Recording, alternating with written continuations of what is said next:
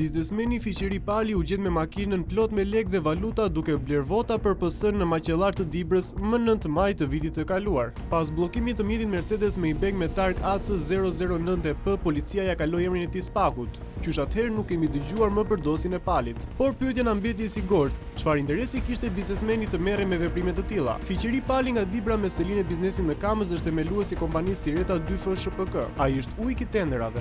I dënuar më herët nga gjykata pjesë një dosi prokurimi. Pali mbetet operatori veteran i sektorit më të korruptuar. Pak para zgjedhjeve të vitit të kaluar, kompania e tij ishte dënuar nga Agjencia Prokurimit Publik me përjashtim nga tenderat për një periudhë 1 vit e gjysmë. Ky është dokumenti me vendimin e APB për kompaninë Sireta 2F. Operatori ekonomik Sireta 2F SHPK përjashtohet 1 vit e 5 muaj e 2 ditë. Shkruhet në vendimin e APB të publikuar më 10 mars 2025. Dënimi përfshin periudhën duke filluar nga data 3 mars 2025 deri në 5 gusht 2026. Kompania kishte kapur në mashtrim me të dhënat e tenderave. Për të shmangur dënimin dhe për të vazhduar punën me tenderat, Pali krijon me nxitim një kompani tjetër, EMEA Construction SHPK, u regjistruar në Qendrën Kombëtare të Biznesit më 25 qershor 2025. Për të hutuar tatimorët pas 2 muajsh, Fiqeri Pali do t'i ndryshonte disi emrin kompanisë duke i shtuar një vizë. Nga EMEA Construction u bë EMA Construction. Ndryshimi edhe në objektin e veprimtarisë me qëllim që t'i përshtatej tenderave që synonte. Por tatimet i ishin qepur nga pas. Më 30 dhjetor 2025, përmbarimi bllokon kompaninë për shkak të detyrimeve të papaguara. Ndërkaq këmbgulja Fiqeri Pali do të sillte rezultate. Me këtë kompani të re do të merrte një tender të dyshimt.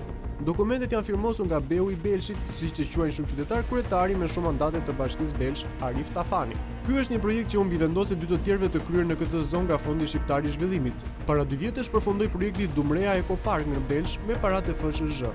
Një strukturë hotelerie me 9 kioska druri me pamje nga liçeni Marinës, një nga 84 liçenet karstik. Këto kioska të vendosura në vitin 2024 u quajtën Dumrea Eco Park, ndërsa në gusht 2025 FSHZ zhvilloi një tender për zbatimin e projektit për 8 zipline mbi liçene, hyje i qytete si dhe të disa shtigje të kalimi. Pjesë e projektit me vlerë 1.66 milion euro ishte edhe Belshi. Me gjatësi 724 metra do të jetë zipline mbi liçenin e Belshit dhe do të jenë vetëm 13.6 metra mbi nivelin e tokës. Vijon udhëtimi mbi kavë me gjatësi 644 metra nga Eco Park Dumrea në Belsh, që përfundon në anën tjetër të liçenit të Gregani. Koha kaloi dhe zipline nuk po ndërtohen akoma. Meqense turistët nuk po vinë nga ari duke rrëshitur me kavë, thirret për ndim BEU që hap një shteg. Bëhet fjalë për tenderin e Bashkisë Belsh me objekt krijimi i shtegut turistik liçeni Begës, liçeni Çestijës, liçeni Merhojës dhe kompleksi Dumrea Eco Park në Marinës. Fondi limiti i caktuar për projektin është mbi 161 milion lekë. Janë paratë e Bashkisë dhe të FSHZ. Në tenderin e mbajtur më 9 janar 2026 morën pjesë 16 operatorë ekonomik, ku 9 prej tyre u skualifikuan me një herë. Mes tyre ishin edhe ofertat më të ulta se ajo fituese. Siç mund të shihen në dokument, propozimet e disa kompanive janë deri në 10 milion lekë më të lira. BEU e ka pasur të vështirë të japë menjëherë kontratën Fiqeri Palit. Jo vetëm që kishin shfaqur interes disa kompani nga Elbasani me lidhje të forta politike, por Fiqeri Pali nuk plotësonte asnjë kriter të tenderit. Kompania e tij nuk kishte punë të ngjashme në portofol, po ashtu i mungonin bilance. Kështu më 30 janar 2026 kryetari i bashkisë vendosi të jap tenderin firmës vëllezërit Hysa SHPK. Edhe kështu tenderi ishte me shkelje, prandaj Open Data Albania e ka valvitur një flamur të kuq duke alarmuar për riskun e korrupsionit. Këtu nis pjesa 2 e planit për marrjen e tenderit. Tashmë është bërë metodë pune që kryebashkiakët dhe drejtorët kur një rrezik e ndaj me Komisionin e Prokurimit Publik vendimarrjen mbi prokurimet. Në këtë mënyrë shmanget përgjegjësia direkte ligjore. Nga ana tjetër, Fiqeri Pali bën magji KPP-s. Në datën 9 shkurt 2026, kompania e Palit ankimoi vendimin e bashkisë, duke kërkuar shfuqizimin e vendimit për skualifikimin. Me një shpejtësi të jashtëzakonshme brenda një jave, KPP vendos të pezullojë tenderin dhe urdhëron bashkitë të rivlerësojnë ofertën e kompanisë EMA.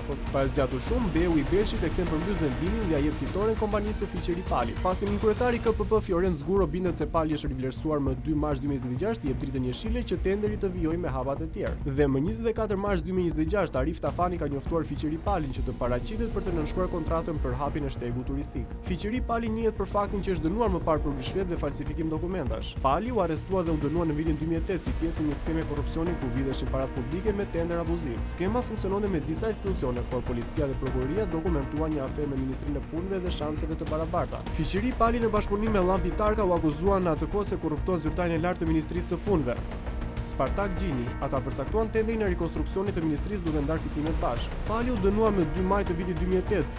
Dënimi i tij është konfirmuar nga gjykata apelit dhe më pas nga gjykata e lartë.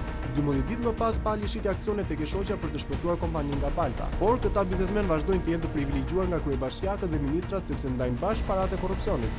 Në 25 mars 2023, para fushatës së zgjedhjeve, kryebashkiaku Elio Velia i dha një tender 2.2 miliard lekë Fiqeri Palit.